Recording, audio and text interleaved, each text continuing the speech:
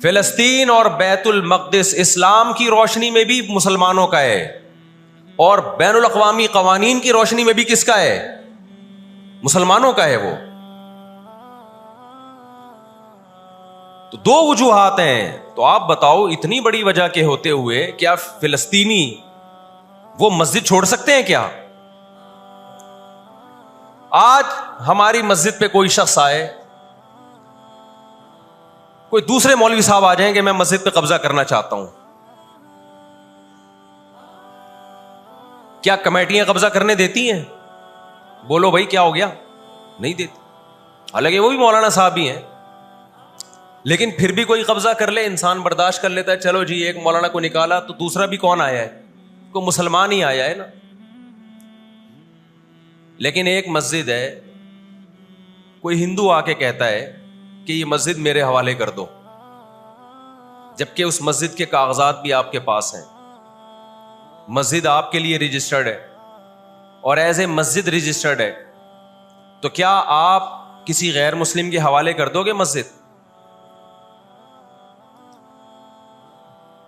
اس کا مطالبہ کرنا اللیگل بھی ہوگا, اور اسلام کی روشنی میں ہمارے لیے اس کے حوالے اپنی مسجد کو کرنا یہ بہت بڑا جرم ہوگا. خدا کے سامنے جواب دیں ہوں گے ہم. 20-22 سال کی بات ہے, میری ملاقات پاکستان میں کچھ فلسطینیوں سے ہوئی. ہم نے ان سے پوچھا کہ کیا کہانی ہے یہ فلسطین کے حالات کیا؟ انہوں نے کہا ہم کسی قیمت پہ بھی 1 انچ بھی یہودیوں کے حوالے نہیں چھوڑیں گے. لن نترک شبرا للذل, ذلت کے لیے ایک بالش بھی ہم ذلیل ہو کر ایک بالش زمین بھی ان کے حوالے نہیں کریں گے ہم. تو وہ تو کٹنے کے لیے تیار بیٹھا ہے بھائی, وہ تو کٹنے کے لیے تیار بیٹھا ہے. کسی نے بڑی پیاری بات کہی, اس نے کہا بات یہ ہے کہ صرف آزاد دنیا میں فلسطین ہی ہے, باقی چاہے وہ مسلم کنٹریز ہوں یا غیر مسلم, سب کس کے کنٹرول میں ہے؟ بولتے کیوں نہیں؟ یہودی کے کنٹرول میں. آزاد تو صرف فلسطینی ہی ہے, وہ کنٹرول میں نہیں آیا بھی. اگر وہ کنٹرول میں آیا ہوتا تو یہ جنگ نہ ہو رہی ہوتی. ابھی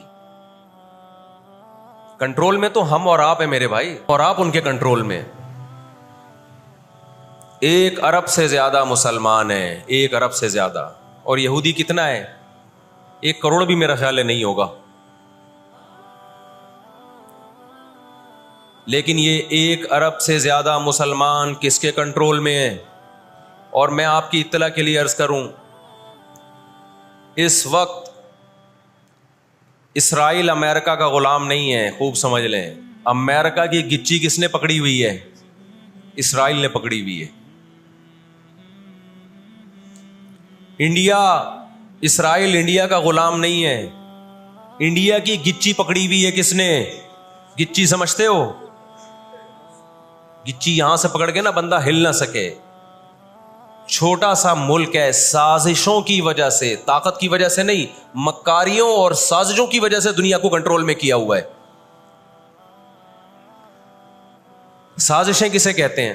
ایک بہت طاقتور آدمی جو آپ کے کنٹرول میں نہ ہو, آپ اس کے کسی راز پہ مطلع ہو جائیں, اسے کسی برائی میں ڈالیں اور خفیہ ویڈیو بنا لیں آپ, اور بولیں جو میں کہہ رہا ہوں کرتا رہے ورنہ یہ ویڈیو لیک کر دوں گا. وہ انتہائی پاورفل آدمی بھی کنٹرول میں کس کے آ جائے گا؟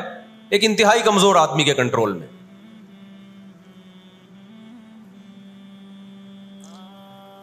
یہودیوں پر ان کی بدعمالیوں کی وجہ سے قرآن کیا کہتا ہے؟ غربت علیہم الذلہ, انہوں نے پیغمبروں کو قتل کیا, انہوں نے موسیٰ علیہ السلام کو صرف ستایا نہیں, بے انتہا ستایا. اتنے سارے معجزے دیکھنے کے باوجود انہوں نے عیسیٰ ابن مریم کو اللہ کا بیٹا کہا, عیسیٰ ابن مریم کو معاذ اللہ ولد الزنا کہا, حالانکہ ان کی اپنی کتابوں میں آج تک عیسیٰ ابن مریم کی گواہی, ان کے نبوت کے علامات موجود ہیں. آپ کو پتہ ہے یہودی مدینہ میں کیوں آباد ہوئے؟ آخری نبی کے انتظار کے لیے, ورنہ مدینہ اور یہودیوں کا آپس میں کوئی لنک بنتا نہیں ہے. یہ لوگ جایا کرتے تھے سفر کر کے, راستے میں مدینہ کا نخلستان تھا. تاریخ کی کتابوں میں لکھا ہے کہ انہوں نے دیکھا کہ آخری نبی محمد صلی اللہ علیہ وسلم جس علاقے میں آئیں گے، نبوت کا اعلان کریں گے، وہ اس تمام علامات اس علاقے میں پائی جاتی ہیں. لیکن نبی صلی اللہ علیہ وسلم کے دنیا میں آنے کے بعد جیسے انہوں نے اپنی کتابوں میں عیسیٰ ابن مریم کا تذکرہ ہونے کے باوجود ان کا انکار کیا حسد اور جیلیسی کی وجہ سے، اسی طرح انہوں نے محمد صلی اللہ علیہ وسلم کی نبوت کا انکار کیا. قرآن کہتے ہیں اس کی بیس بھی کیا تھی؟ حسد اور جیلیسی.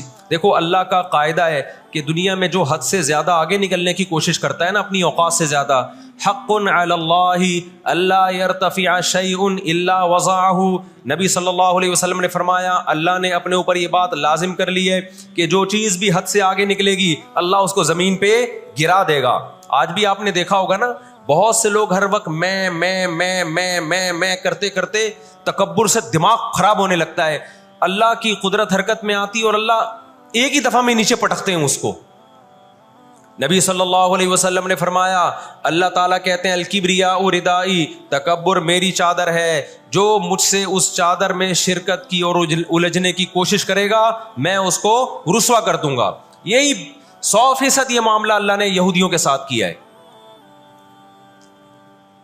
یہ لاڈلی قوم تھی، اللہ نے ان میں بہت سارے پیغمبر بھیجے، موسیٰ کلیم اللہ بھیجے جنہوں نے ان کو فرعون کے تسلط سے آزاد کرایا. اتنے سارے معجزے دیکھنے کے بعد جب ان کو حکم ہوا اللہ کی راہ میں جہاد کرو تو انہوں نے کیا کہا؟ اذهب انت وربک فقاتلا انا ہاہنا قاعدون.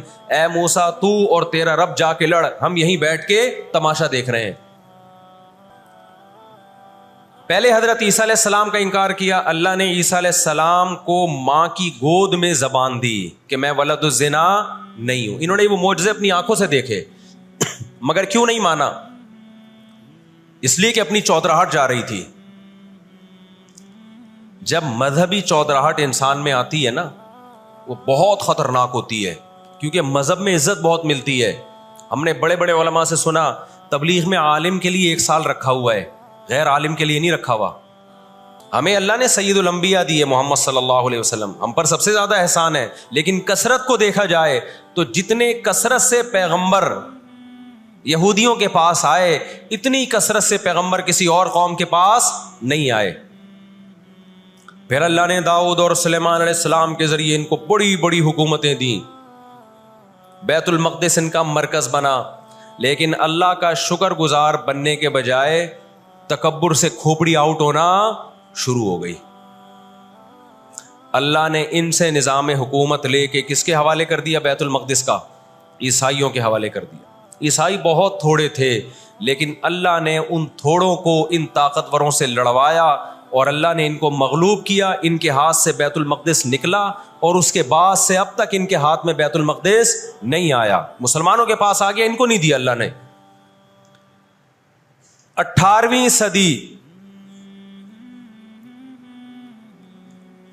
صدی کے شروع میں 17ویں صدی کے اینڈ میں سن 1900 کی بات کر رہا ہوں میں، 1901 1902 کی، اس سے بھی کچھ ٹائم پہلے یہ دنیا میں بکھرے ہوئے تھے. دنیا میں کسی کو ان سے دشمنی نہیں، لیکن دنیا میں جہاں بھی گئے کبھی ایسا نہیں ہوا کہ انہوں نے سازشیں ترک نہ کی ہوں. ہٹلر جو تھا نا دوسری جنگ عظیم میں، میں تو جرمنی گیا ہوں نا، میں نے وہ قبرستان بھی دکھایا تھا یہودیوں کا. ہٹلر نے یہودیوں پہ بہت زیادہ ظلم کیا جو بالکل غلط کیا. ہم اس ظلم کو کبھی بھی حوصلہ افزائی نہیں کرتے، دیگوں میں اٹھا اٹھا کے زندہ ڈال دیا کرتا تھا. ہم اس عمل میں ہٹلر کی بالکل بھی حوصلہ افزائی نہیں کرتے، اس عمل کو اپریشیٹ نہیں کرتے. لیکن اس نے ایک تاریخی الفاظ کہے تھے، اسے پتا تھا دنیا مجھے برا کہے گی بعد میں کہ لاکھوں یہودی مار دیے میں نے. اس نے کہا میں چاہتا تھا سب کو قتل کر دیتا، ایک بھی زندہ نہ چھوڑتا، لیکن کچھ میں زندہ چھوڑ کے جا رہا ہوں تاکہ دنیا جب مجھے یاد کرے گی نا کہ یہودی ظالم تھا تو دنیا کو پتا چلے گا کہ میں نے ان کو قتل کیوں کیا. کچھ چھوڑ کے جا رہا ہوں، یہ چین سے نہیں بیٹھیں گے، دیکھنا کرتے کیا ہیں یہ.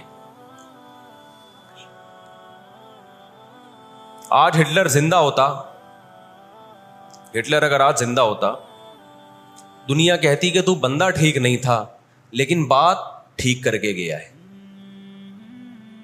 جیسے مشرف بندہ ٹھیک نہیں تھا، لیکن بات اس نے کہا نا دنیا کس کی زبان مانتی ہے؟ ڈنڈے کی. بات ٹھیک کر کے گیا ہے. اور میں آپ لوگوں کو بھی کہتا ہوں، آپ کا گھر بھی ایک چھوٹی سی ریاست ہے. گھر میں آپ کا روب ہوگا تو صحیح چلے گا. گھر روب نہیں ہے تو پھر دماغ سے نکال دو کہ میں محبت اور امن شانتی کے ساتھ گھر صحیح چلے گا. امن شانتی سے ہی چلتا ہے گھر. روب کا ہونا بھی کیا ہے؟ اس کے بغیر نہیں ہوتا گزارا. سمجھتے ہو کہ نہیں؟ تو اللہ نے آدمی کو آدمی اس لیے بنایا ہے کہ اس کا تھوڑا روب رہے گھر کے اندر. روب ختم تو گھر سے بڑی مصیبت پھر کوئی نہیں ہے.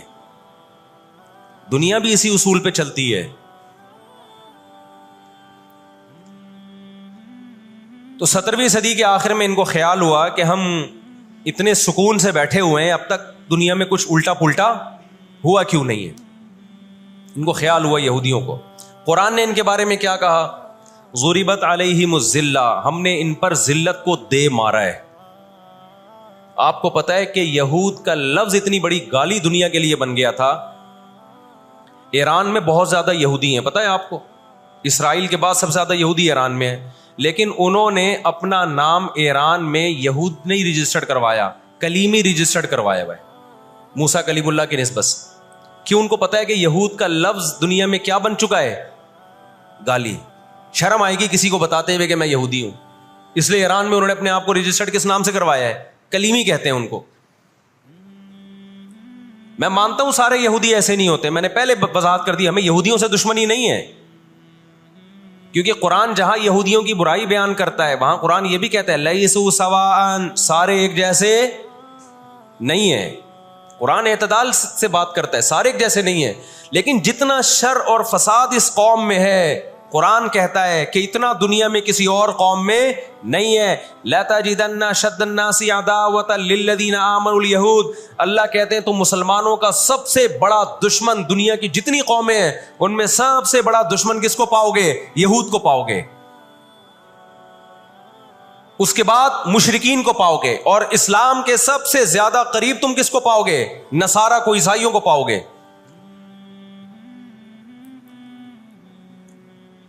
تو ان کو بہت عرصے سے، صدیوں سے کچھ دنیا میں ہوا نہیں تھا، تو ان کو بیٹھے بیٹھے پریشانی ہونا شروع ہو گئی. چند ان کے فسادی لوگ جمع ہوئے اور انہوں نے کہا کہ بھئی دنیا میں ہر قوم کے پاس ایک ملک ہے، ہر مذہب کے پاس ایک ملک ہے، تو ہمارے پاس بھی ہونا چاہیے. حالانکہ یہ بات ہی غلط ہے. دنیا میں ہر قوم کے پاس ملک نہیں ہے. دنیا میں لاکھوں قومیں ہیں، ملک تھوڑی لاکھوں ہیں. پاکستان میں کتنی قومیں ہیں؟ سرائکی ہے، پنجابی ہیں، اردو ہیں، پٹھان ہیں، بلوچی ہیں. اگر قومیت کی بیس پہ ملک بنانا شروع کر دیں پھر تو ایک ایک انچ کے ملک وجود میں آئیں گے. پھر سرائکیوں میں جائیں گے تو سرائکیوں میں 20 قومیں ہیں. پٹھانوں میں جائیں گے، پٹھانوں میں 40 قومیں نکلیں گی. مہاجروں میں جائیں گے، ان میں صدیقی الگ ہے، ہاشمی الگ ہے، 20 قسم کے، بہاری الگ ہے. وہ تو قوم در قومیں بڑھتی چلی جائیں گی. انہوں نے کہا دنیا میں ہر مذہب کے پاس ایک ملک ہے. حالانکہ یہ بات بھی، سکھوں کے پاس کوئی الگ ملک ہے؟ کوشش کر رہے ہیں وہ بنانے کی، لیکن اب تک کی رپورٹ کے مطابق نہیں ہے. بہت ساری دنیا میں مذہب ہے جن کے پاس کوئی کنٹری. مذہب کی بیس پہ حکومت دنیا میں 3 قوموں نے کی ہے، مذہب کی بیس پہ، جو آسمانی مذاہب ہیں، یہود، عیسائی اور مسلمان. پہلی جنگ عظیم ختم ہونے والی تھی، دنیا امن و امان کی طرف آ رہی تھی. ان کو وہ دنیا کا امن پسند نہیں آیا. انہوں نے جناب طے کیا کہ ہمیں ایک ملک ملنا چاہیے. ان کے بڑے بیٹھے، کسی نے کہا افریقہ میں ہونا چاہیے، کسی نے کہا فلاں جگہ ہونا چاہیے، کسی نے کہا فلاں جگہ ہونا چاہیے. ان میں چند شرارتیوں کو خیال آیا کہ اگر ہم کسی بھی ملک میں، کسی بھی زمین پہ اناؤنس کریں گے نا یہاں ہم نیا کنٹری بنانا چاہتے ہیں، تو ہمارے یہود خود اس پہ آمادہ نہیں ہوں گے. اس لیے کہ جو شخص کسی ملک میں سکون اور اطمینان کے ساتھ رہ رہا ہے، کوئی یہودی، تو وہ کیوں آئے گا ہجرت کر کے وہاں پہ؟ سمجھ میں آ رہی ہے بات؟ بھائی آپ کسی کنٹری میں امن اور سکون کے ساتھ ہو، اعلان ہوتا ہے ان لوگوں کے لیے وہاں الگ ملک بن رہا ہے، تو آپ کہو گے مجھے جانے کی کیا ضرورت ہے جب میں یہاں سکون اطمینان سے ہوں، مجھے تمام حقوق حاصل ہیں. یہودیوں کو پوری دنیا میں ہر قسم کے حقوق حاصل تھے. اور سب سے زیادہ یہودیوں کے ساتھ اچھا سلوک مسلمان خلفاء نے کیا ہے. یہودی خود اس کے معترف ہیں کہ مسلمانوں کی اور ہماری جنگیں وہ بنو قریظہ اور بنو نذیر کے بعد، وہ جو مدینہ کے دور میں اس کے بعد کبھی بھی نہیں ہوئی ہیں. مسلمانوں کی لڑائیاں یا تو اہل فارس سے ہوئی ہیں، ایران جو پہلے کا ایران تھا، یا عیسائیوں سے ہوئی ہیں، یہودیوں سے جھڑپیں نہیں ہوئی ہیں. تو ان کو خیال ہوا بیٹھے بیٹھے کہ ہمیں الگ ریاست چاہیے. مختلف جگہوں کا سلیکشن ہوا، سب ریجیکٹ ہو گیا. تو صہیونیوں کو خیال آیا کہ اگر ہم بیت المقدس کا نعرہ لگاتے ہیں کہ ہمیں بیت المقدس دوبارہ چاہیے، یہ ہمارے آباء و اجداد کا وطن ہے، تو الگ ریاست کا منجن بہترین طریقے سے بک سکتا ہے. مذہبی لوگ جہاں لوگوں کو صحیح گائیڈ کرتے ہیں، خوب سمجھ لو مذہب کے نام کا منجن بھی مذہب میں ہی بکتا ہے. آج بھی ایسا ہو رہا ہے. بہت سی مذہبی تحریکیں لیبل کس کا لگا رہی ہوتی ہیں؟ اسلام میں بھی ایسا ہی ہے. جہاں اسلام میں آپ کو اچھی تحریکیں ملیں گی، وہاں ایسی تحریکیں بھی ملیں گی کہ لیبل کس کا لگایا جا رہا ہوتا ہے؟ مذہب کا، اور مقصد اس کے پیچھے دنیاوی مفاد ہوتے ہیں. اس کو سمجھنے کی ضرورت ہے. ہمارے یہاں جہاں بھی نعرہ لگ جائے نا مذہب کا، تو لوگ سارے گدھے گھوڑوں کی طرح اکٹھے ہو جاتے ہیں. یہ نہیں دیکھتے کہ اس کے پیچھے اس کے مقاصد کیا ہیں.